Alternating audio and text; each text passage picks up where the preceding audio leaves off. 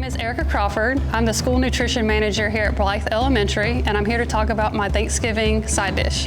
The dish is whole cranberries, sugar, water, and I like to add a little bit of cloves. It's very sweet, but savory at the same time. It goes well with everything, like your dressing, your turkey, your ham, cornbread, pretty much a little bit of everything, even as itself. So that's why I like it.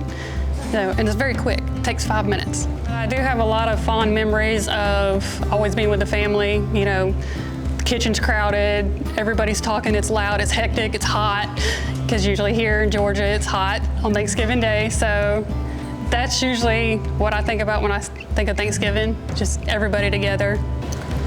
That's good. It's the best Yeah, that's good. It's really good. Like that. Really good. Yes.